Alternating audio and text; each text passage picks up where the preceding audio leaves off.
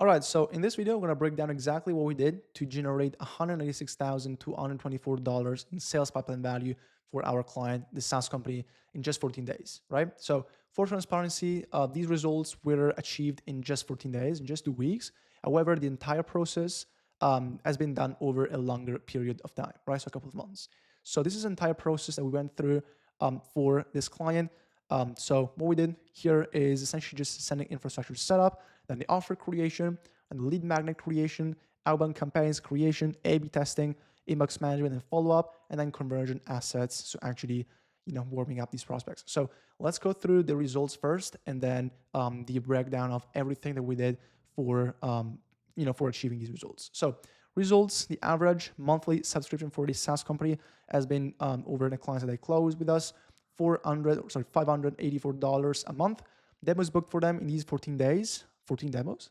Average lifetime value, since customers stay with this client for an average of 24 months, the average lifetime value is 14K. Time frame of the results, 14 days. And then total pipeline value generated is therefore $186,224. So let's go ahead and walk through the entire process. So first of all, what we did is we created and we built the entire sending infrastructure, right? So I'm not going to go over exactly what we did, everything we did, because this video would be probably a few hours long if I had to do that. I have plenty of videos on my YouTube and posts on my LinkedIn on how to do each of these steps. I'm just going to go over real quick what we did, just from a theoretical point of view. This is not going to be an SOP or tutorial on how to set up domains or how to create inboxes and connect them to the sending account or to the sending platform. This is just going to be a video walking through everything that we did on a theoretical point of view for this client to get these results. So first of all, the outreach domains. I wanted to talk about this because I see many people and many companies, especially those that are not in the weeds of the cold email game and don't really send cold emails for generating leads, or don't know how to do it. This is something that many people, many companies mess up, right? So what tends to happen is that people don't know what they're doing when it comes to cold outreach. They just start sending emails, sending cold emails from their primary domain, so from their company domain. So what happens in that case is they just send a bunch of emails. Sometimes they might get marked as spam. They might send a few hundred emails, a few thousand emails, who knows how many. But what happens is that their domain, their main domain, their company domain gets damaged, right? So this is the problem. You should not use your main domain for cold outreach, right? The problem is with cold email, it is very easy. It is not hard to damage a domain, to damage the reputation of a domain. Therefore, that is why we recommend to use outreach domains, okay? So if you're going to use your main domain for cold outreach and for cold email to send a bunch of emails to prospects, what's going to happen is you're probably going to burn the domain. And then in that case, all of your emails will start landing in spam, right? So emails to customers, invoices, emails between colleagues in your company, all of these emails will start landing in spam more often. This is, of course, something we want to avoid. So this is why you should set up outreach domains for your cold email campaigns. So you can use a site like porkbun.com. Let me just write this down here. You can use porkbun.com. You can use GoDaddy. You can use Namecheap, as well as Squarespace, to buy and set up outreach domains for your campaigns. These are pretty reliable. We use these, and so these work pretty well. So as far as provider diversification, so here we're talking about inboxes instead, right? So what you want to do for your sending infrastructure, what we did is essentially setting up the outreach domains first and then setting up the inboxes, which is kind of the standard process, of course. So as far as inboxes, what we did is we diversified between between 3 providers, right? So we're talking about Google, Microsoft, and SMTP, custom SMTP, right? So the reason for this and the reason why we set up 33% of inboxes on Google, 33% on Microsoft, and 33% on SMTP, custom SMTP, is that there might be cold email crackdowns as it's happened over the past couple of months. And usually what tends to happen is that, 1 month Google cracks down on cold email, and therefore all of your Google inboxes start, performing less well than the month before. Or, if you just send emails to Google users instead of Microsoft users or Outlook users, these emails sent to Google users are going to start landing in spam more often than to Microsoft users. And that can be vice versa, okay? So this is just to say that sometimes there might be these cold email crackdowns. And so if you are diversified with your providers, you're going to be in a safe spot because not all of your email infrastructure is going to get screwed, right? Imagine if you only add Google inboxes and 1 month Google cracks down on cold email, and then all your sending infrastructure gets damaged and gets screwed. You get screwed for one entire month because you cannot send emails, otherwise they're going to land in spam because you are 100% reliant on Google, right? If you are reliant on 30% on Google, 30% on Microsoft, and 30% on custom SMTP, as I said, it's a safer spot to be in because only a certain or a part of your sending infrastructure will be damaged, and therefore you can still have the other inboxes sending emails and landing in the primary inbox. Okay. So as far as deliverability tests, what we did for this is essentially every week we would run deliverability tests and two types of deliverability tests. I'm talking about inbox placement tests as well as reply percentage tests. So what I mean by this is inbox placement tests is essentially they're essentially tests that you can use, you can run with your cold outreach inbox, with inbox that use for cold outreach. And you can essentially determine whether the emails sent from those inboxes are landing in the primary inbox or spam, right? We would run these every single week, and then we would determine which inboxes are damaged, and therefore which inboxes need to be replaced, and which other inboxes are still pretty healthy and we can keep using, right? At the same time, we run every week, reply percentage, reply rate based tests, right? So what this means is, let me walk you through why that makes sense in the first place. So you can determine deliverability, you can assess deliverability, which means landing in the primary inbox of your prospects rather than spam. So you can assess deliverability based on the reply rate that you are getting, right? If you're getting a reply rate that is lower than 1%, it probably means that you are landing in spam. If your reply rate is above 1%, then it means that you're probably landing in the inbox of your prospects, right? So what we would do every week is we would go through every single account, and on the same platform that we use, smartly.ai, there is a way to see this instead of, otherwise you would have to go into each inbox and count the replies, which would be, too much time consuming. So there is a way to do this. Basically, we would go on Smartly and we would look at the percentage, the reply rate for each of these separate inboxes that inbox has gone over the past 7 days. So in that case, we would see which inboxes would get a lower reply rate, lower than 1%, and which inboxes would get a higher reply rate of 1%, right? So the inboxes with a significantly lower reply rate, lower than 1%, we would replace them, we would kill them and we would replace them, while the inboxes with a 1% reply rate, slightly, above or slightly less than 1%, we would keep them.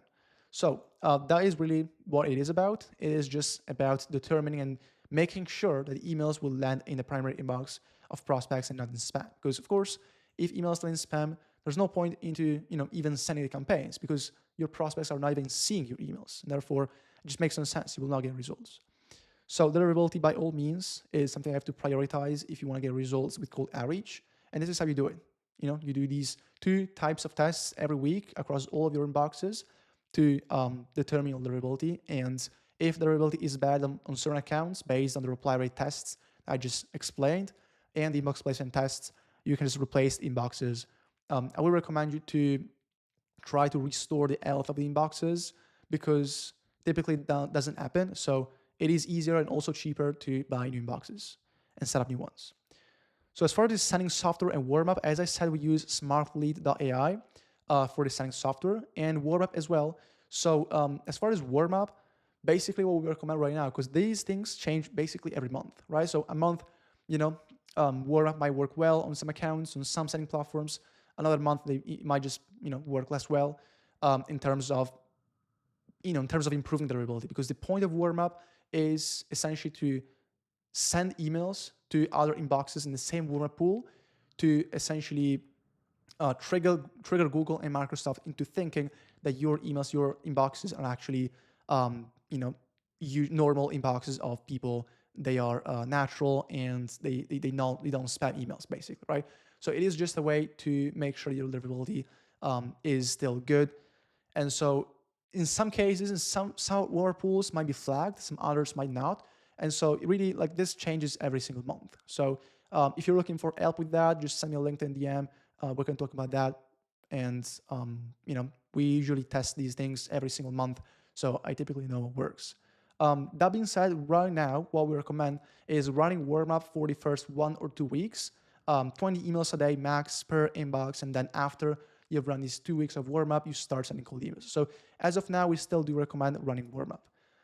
As far as volume ramp up, this is another thing, this is another point, and that I wanted to discuss as far as sending infrastructure. Before you start sending your cold email campaigns like a full high volume, you want to do a little warm up ramp up period. So what you want to do is, instead of sending 50 emails per day per mailbox from day one, what you want to do is you want to start with 5 emails per day per account, and then you want to ramp it up by 5 every single week until you get to 20 to 30 emails per day per inbox. I wouldn't recommend you to go after 30 emails per day per inbox. We've seen good results staying within the 30. So if you just go more, if you just send a lot more emails than 30, you're probably going to get better or worse results as far as deliverability, right?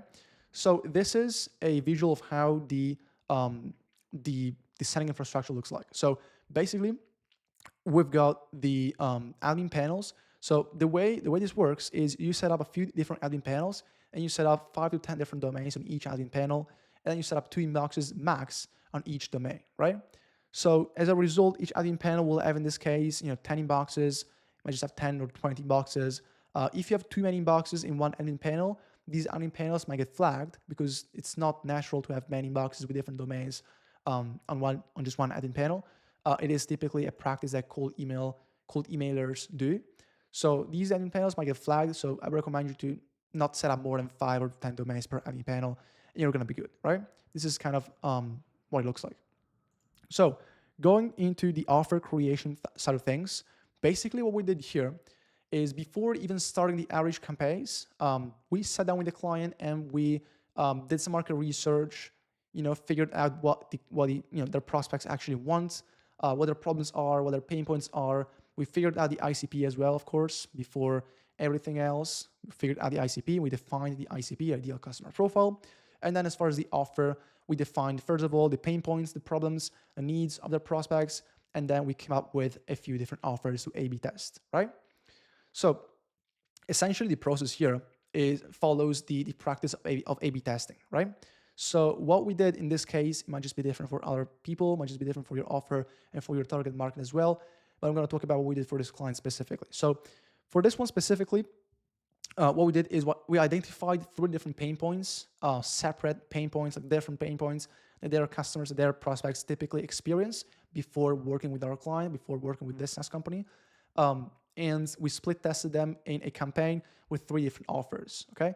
So an offer is essentially an outcome that you deliver to a specific ICP, and it is aimed at solving one specific problem. So in this case, we identified 3 different problems, 3 different pain points, and we split tested them in a campaign to see the specific pain point that most people were struggling with and were experiencing, right? So I could talk about offers for hours. I have plenty of videos on my YouTube and on my LinkedIn. I talk about offers and how to craft offers, specifically low commitment and intro offers, which is what typically works right now. I'm going to get into that in just a minute. But this is really what you're looking at. Like, you really just want to determine a specific ICP. You want to find out what are the pain points and the problems that your ICP experiences. And then you want to craft offers based on that, that use your solution, use your SaaS product, use your service to solve their problems, right? This is the only way cold email is going to work for you, is if you just actually solve a problem for a specific ICP. So that being said, my other point was lead magnet creation, right? So after we've defined the offer that works the best, because in this case, as I said, we split tested 3 different offers. One of these offers worked the best, so we went with that. And the other offers worked better for other target markets and for other sort of lists. It also depends on the target market that you are reaching out to, right? So the ICP in this case is the same, but some offers might work better with some targeting, and some other offers might work better with some other targeting. So I'll give you an example. Companies or e-commerce brands that are running Facebook ads might have a different problem than e-commerce brands not running Facebook ads. So therefore, these are 2 different lists. These are 2 different targeting criteria, running Facebook ads and not running Facebook ads. Therefore, one offer for the first targeting might work well. Another offer for the second type of ICP type of customer might work better. So it also depends on the segmentation and the people that you are reaching out to. So lead magnet creation, basically, in this slide, I'm just going to talk about what works right now with cold email. So what doesn't work right now, or what used to work, because if you're not in the weeds of cold email, if you're not really, if you don't really know too much about cold email, you probably don't know that what worked 6 months ago, worked a year ago, 2 years ago, doesn't work anymore with cold email. What works right now is using a softer approach, using lead magnets, using service-based lead magnets specifically, using free trials in case of SaaS companies. So that's what we did for this client. We offered a free trial to customers. So basically what we used to work is you could reach out cold and you can immediately sell the client or the prospect on the high ticket service or SaaS subscription, right? So I'll give you an example. I reach out to e-commerce brands and I offer them to run their Facebook ads for $3,000 a month, right? That's what used to work. That's what doesn't work anymore. So what we did for this client is we used a free trial. And the free trial is based on an outcome, right? So in this case, the outcome was a specific result that the client would get by using the SaaS. And the free trial was not based on the 14 days, 30 days, based on time frame. It was really just based on the outcome.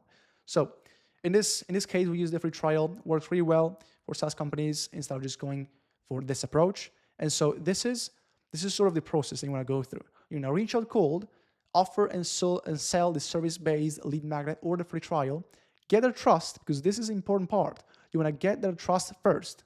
And then and I'm going to explain to you in a second why this is crucial. And then after you've gotten the trust, you want to upsell them on a higher ticket service or higher ticket SaaS subscription, right? This is exactly why SaaS free trials work so well, right? Because you get the ability to test the SaaS, to test the product first, get some benefits, get not only benefits, but get some benefits with the free trial. You get the trust, you know that works, you know you will get results, you know you will get X benefits with that product. Then once you have the trust in that company, you typically end up buying the high ticket subscription or service, right? So why this works? Over the past few months, really, the trust has been at all-time lows. So people don't trust you anymore as they did 2 years ago, 5 years ago, if you reached out cold. If 3 years ago you'd reach out to e-commerce brands, you would say, hey, I can run your email marketing, then you will probably get some sales anyway. If you do that right now, you will get precisely 0 positive responses, okay? And the reason for this is that there is much more competition than there was 3 years ago. Many more people are sending cold emails. Therefore, it is a more competitive environment. And therefore, the market sophistication has gone higher, right? Has increased. So if the market sophistication increases, people don't trust you as well as they did previously, right? So right now, that's the reason why it is harder to sell a high-ticket recurring subscription or service if you just by reaching out cold and you just use this funnel. It is way harder than it was a year ago, 6 months, even 6 months ago, right? So that is why I recommend you to at least test, and then of course run this sort of funnel. So you reach out cold again, just as a recap. You reach out cold, you sell and offer the service-based lead magnet or free trial. You get the prospect's trust, and then you upsell them on a higher ticket service once you have the trust, right? So that is essentially that is one of the factors that's helping our clients close between 25 and 40% of cold leads by doing this, right? So you get many more free trials, get many more prospects to test out your stuff, to test out your product or your service, and then you have much higher opportunity to upsell them on a higher ticket subscription or service. So let's go ahead and talk about the outbound campaigns. So in this slide, I'm just going to talk about some generic best practices that work right now with outbound campaigns. The reason for this is I have plenty of videos on my YouTube, and I talk a lot about outbound campaigns, how to make them work, how to generate leads and book calls from cold email. So I don't need to, spend 30 minutes or an hour talking about how to write copy, because I have 3 other videos on my channel on how to do that. So I'm just going to talk about some best practices of what works right now with cold email and with Outbound. So first of all, you want to run smaller and more targeted lead lists than a year ago, 2 years ago, right? Again, the market is sophisticated. Many more people are sending out emails, sending out cold emails to get clients for themselves, to generate leads. Therefore, the market sophistication is higher. There is more competition. It is harder to stand out in an inbox. It is harder to get results because everyone wants to get results. Okay. So therefore, instead of just spamming a bunch of people, like 10,000 people, the same generic email script and hoping that some of these people will book a call, you want to run smaller and more targeted lead lists and campaigns that are going to work and perform significantly better. Why? Because if you segment your list, you will be able to write much more relevant and much more personalized and better copy, right?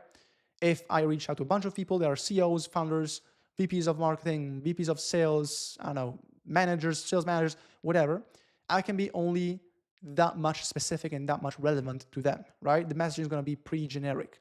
Instead, if I reach out to only founders, I can be much more specific, much more relevant, and also personalized with the approach, therefore leading to better results.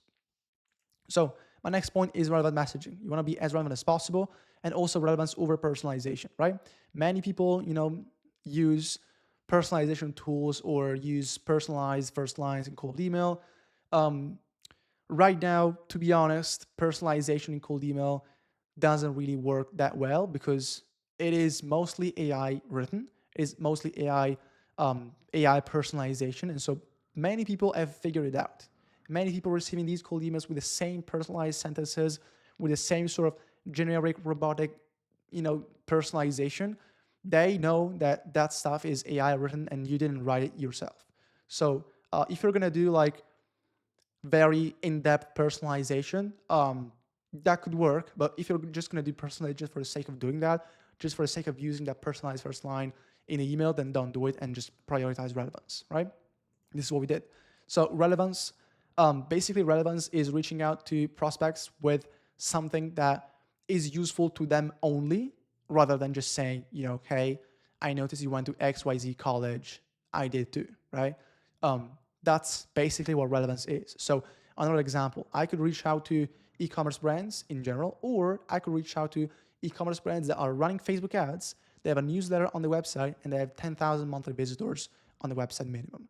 That's going to allow me to write a much more relevant copy and use much more relevant messaging in the email campaigns, therefore leading to much better results. So A/B testing as well, that's going to be the next point. But A/B testing, let's just talk about A/B testing later. Spin tags, right? So spin tags is essentially a way or a method that you can use to write and send out many different combinations of emails at the same time, even though it is still one cold email campaign, right? So I'll give you an example of spin tags. You can write spin. This is what spin tags looks like. Hi, hello, or hey. So what this means is essentially in the initial greetings, what you're gonna do is you're gonna spin these options or these variants in the initial greetings, so that you're not only sending hello in the emails, but you're sending these three variants, right? And so if you do this enough in the email campaign, the email script, of course, we do this for basically every single sentence as some sort of spin tags, at least for our campaigns. If you do this enough, all of your emails will be significantly different, and therefore they are more likely to land in the primary inbox instead of spam. Because guess what's going to happen? Google and Microsoft scan the emails that you are sending, and if they see that you're sending 10,000 of the same email script, what are they going to think about? Like, they're probably going to think that you are a spammer, you're sending the same email to a bunch of people, you're just spamming a generic list with the same messaging, and they're going to block you, they're going to make you land in spam. So this is why spin tags is important. Spin tags has been crucial over the past few months and few weeks in landing in the primary inbox instead of spam. That is what I recommend to do. So use spin tags. And then AI generated copy. So whenever you can, in this case, we did it for a couple of campaigns that worked extremely well because let's just talk about what it is in the first place. So AI generated copy is essentially you're writing parts of the email script with AI. So this leads to the same result of using spin tags. Spin tags allows you to write many different combinations and send many different emails, even though you're sending the same offer and the same outreach approach and the same angle, but you're using different words they are synonyms, and therefore you're sending many different combinations of the same email. So AI generated copy also allows you to do that, but in a different way. So if you have like a creative offer, you could use AI to write part of the copy of the email script and therefore make it personalized to the prospect, right? So this is not personalized first line. This is not just saying, hey, I noticed you went to XYZ college, right? Or hey, I noticed your LinkedIn post. I don't recommend you to use AI for that. I recommend you to use AI whenever you have a creative offer or an offer that really can deliver a result to a customer, to a client that can be different based on the client, based on their company, based on their situation, or based on their website, for example. So what we do usually is, as far as AI generated copy, is we visit the company's website, the company of the prospects that we are reaching out to, and then we would train the AI prompt. We would train an AI model to essentially create a sentence and write a sentence that tells how our solution, how our product, our SaaS company, our service can best help this company, can best help this prospect company based on what they have on the website, based on whatever other situation or criteria. Okay, this is going to help you create many different combinations of the same email script or the same offer, and therefore it is not only going to help you land the primary inbox more often because it's going to increase your and improve your deliverability, but it's also going to help you write more personalized and more relevant emails that speak to your prospects instead of just being generic.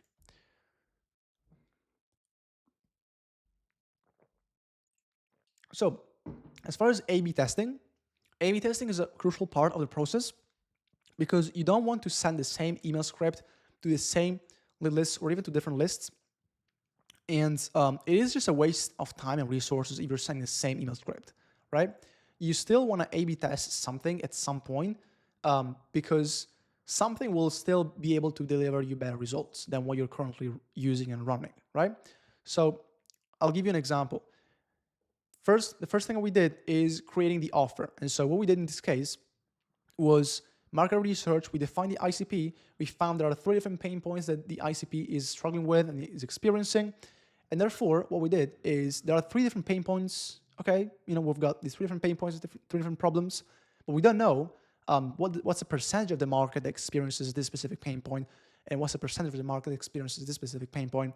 Therefore, what you can do, we did to get the answer, like understand what works better for you, for your solution, for the problem that you're solving, for the solution that you are delivering, is actually testing these things, right? So testing these offers and testing which pain point most people were most struggling with and most experiencing. So this is just an example. So the first variable, there are many different variables that you can A/B test.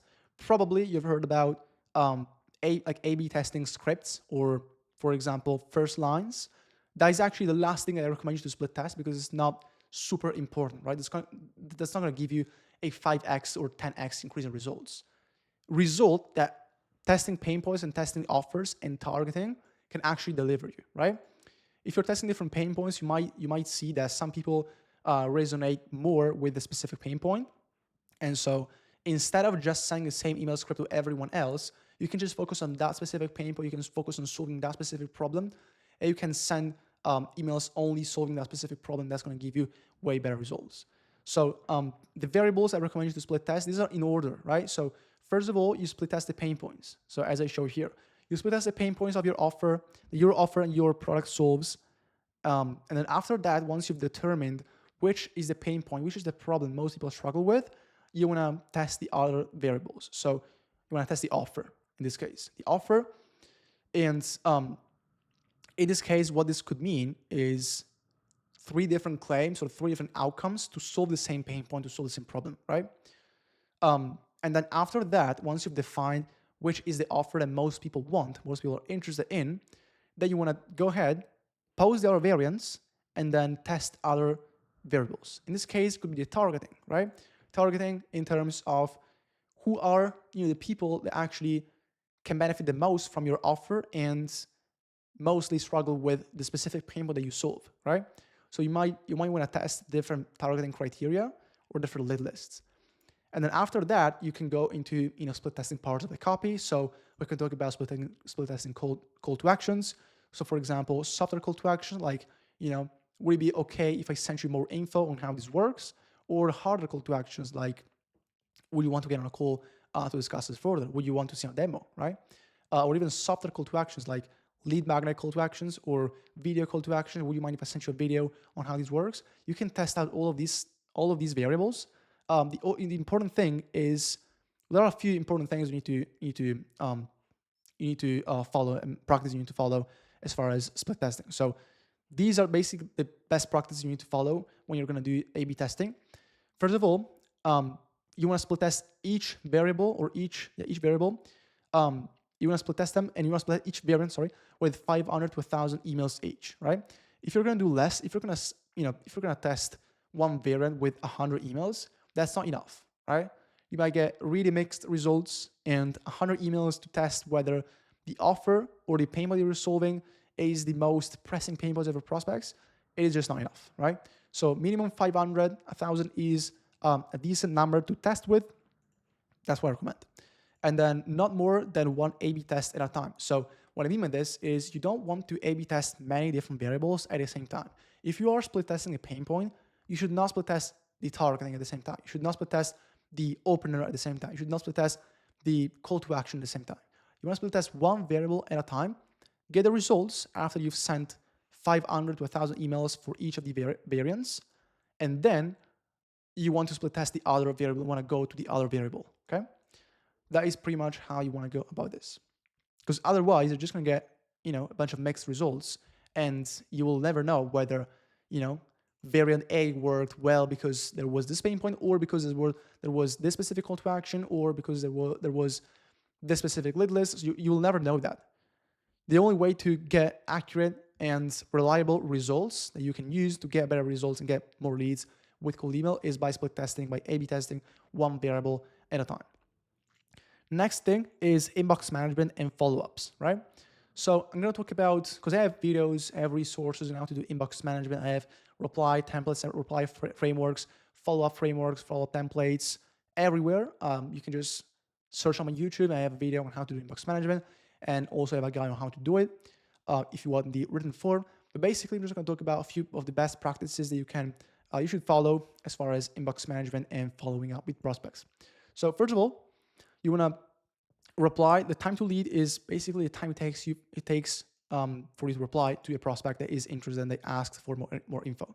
So you want to reply back within 15 minutes. This is going to be time consuming. You're probably going to need to interrupt your day several times to respond to prospects that are interested. But this is what's going to get the best results. If you reply within 15 minutes, we've seen such a huge increase in calls booked that it's just a no-brainer to reply quickly, right? So, a simple reason why you should want to do this is if you reply that quickly, your prospects will probably still be in their inbox checking email, right? And so you can still get them when they are in the inbox checking email. They have just responded to you, and they already immediately see a new response from you, giving them more info, asking them to book a call or sending them what they requested you, right? So let's say, for example, you send a cold email, your prospect responds back, hey, I'm interested in receiving more info. Can you send me a pitch deck or whatever? And you respond back within 5 minutes or 15 minutes. You send a pitch deck, you ask if they're interested in learning more, if they're interested in getting on a call. You get them at the right timing when they're still in the inbox checking their email. Therefore, you're just going to have much higher opportunity, and you're just going to be much more likely to book the call. Another point, you want to send short and straight to the point replies. This is what matters, and this is a best practice that you should use for both email, like cold emails, and also replies. You don't want to send 6 different paragraphs for an email reply, because many people will probably not read all of that, even though they were previously interested, right? If you send them an essay, they're probably not going to read all of that, even if they were interested. So you want to still be short, straight to the point. Don't send them fluff. And also send them valuable resources, case studies, and assets that can help them make a decision on whether they want to get on a call with you and discuss this further or not, okay? So that was my other point. And then the next point is proposing times, and sending a calendar link, right? So what this means is that at the end of each email reply you send, You want to propose times for a call, right? Because at the end of the day, the goal of sending cold emails is to get a prospect on the call. And then on the call, you can close them, or you can talk about, your lead magnet, you can talk about your free trial, and essentially you start the sales process from there. But basically, first of all, and this is actually going to be the last sentence of the email reply you send, you want to propose times for a call in the prospect's time zone, and you want to propose 2 to 4 different times for the call, right? In a way, that way you can give the prospect more opportunities, more options to choose from, and also it is easier for them to choose because you put it in the right time zone. Also, you want to send the calendar link because some people will be very busy. Some people will just prefer to schedule a time on your calendar link on their own, maybe because the options that you proposed were not feasible for them, or they just prefer to go ahead and choose their own time. So in the calendar link, you can ask qualification questions if you want to pre-qualify prospects very hard. I would recommend you not to do it, and I would recommend you to actually use not use qualification questions, because what's going to happen is it's just going to increase the friction of your prospects. Many people will not like to go there and answer a bunch of qualification questions before even being able to book a call with you, right? So this is just a matter of reducing the friction in the sales funnel. Follow-up best practices. You want to still send value in the follow-ups. Don't send just following up on my last email, hope you saw it. Don't send that. Everyone receives that. That's bad. Nobody responds to that because everyone receives the same follow-up emails that say, hey, just following up. Hey, just circling back on this, right? So these emails get ignored. I can tell you 100% positively these emails get ignored because they're the same as what everyone else is sending. So instead, you should still follow with the prospect. You should still say, hey, are you still interested in this? But you also want to send value in the follow-ups. So what I mean by value is case studies, valuable resources, valuable assets that can be helpful to them, industry articles or news, something that can be interesting to them, something that makes you stand out from other people, from all of the other people in cold emailers that are sending the same follow-ups. Hey, just following up on this. Just stand out. Just do this and you will get better results. Simply because people will not ignore you. So you also want to propose times in the follow-up, not all the follow-ups, but you also want to propose times for the call if you pitch the call in the first email reply. Why? Because some people maybe are still very interested in getting on a call with you, but they just forgot to reply to your last email proposing times. So if you follow up 5 days later or 3 days later, you want to propose different times for the call, of course. And therefore, some people will just respond to your follow-ups, hey, 10 a.m. Eastern on Tuesday works. Send me an invite, right? I've seen that happen, so propose times in your follow-ups. Last thing is actually do follow with prospects, but don't annoy them, right? Many people I see say they're going to follow with prospects, but actually don't do it because you might just get a lot of interested replies, but you might not have the time to do it. You might not have the time to follow up with everyone, right? So it is actually very important to follow with prospects. Very simple stuff. And also don't annoy them. So don't send like 12 follow-ups. They are the same script. I wouldn't send them more than 4 to 5 follow-ups after the email reply you send them and after they were interested. So after 5 follow-ups or 6 follow-ups, just send them a breakout email saying, hey, it seems like you're not interested anymore. I will close your file for now. Let me know if I can help you in any other way, right? Cool. So the last point is using conversion assets, right? Conversion assets are essentially case studies, assets, resources, valuable documents, and also pages, PDFs, documents that are about your service, about how your service and your SaaS, whatever you're selling, can solve your prospects' problems. They are valuable, helpful, and useful to your prospects, right? The only purpose of sending sales assets and conversion assets before the call is that you're going to get a higher close rate on the call. Why? Because people are going to go over these assets as long as they're interesting, right? We're going to go over these case studies, these assets, these resources, and they're going to see that you are actually a legit person, a legit business. You're not a scammer, of course. But this is not guaranteed on the internet right now. And they will see that you actually have the authority to help them.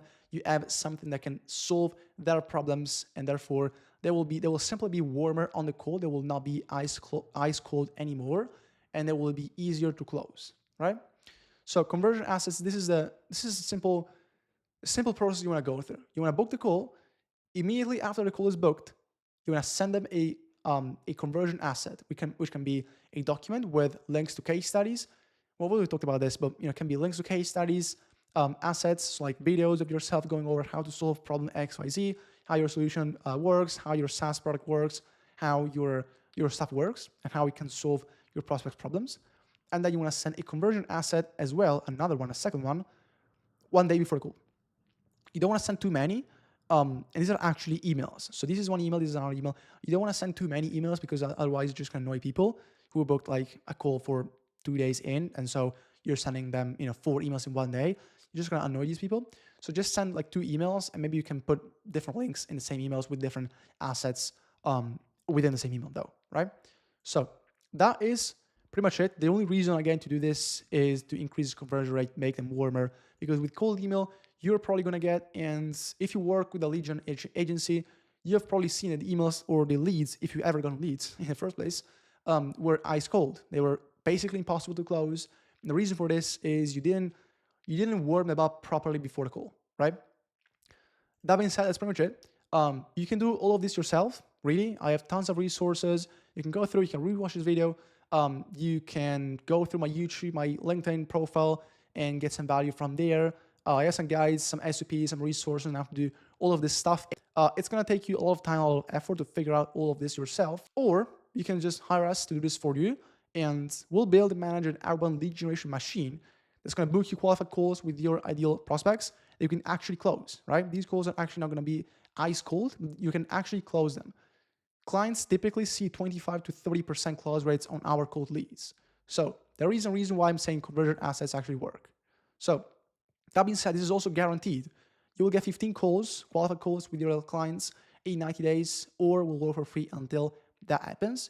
So this is also guaranteed. So if that sounds interesting, if you want to talk more about this, feel free to book a one-on-one call on my calendar with me. So hopefully you got some value from this video. This is how we helped our client generate $196,224 in sales pipeline value in 14 days by just doing this.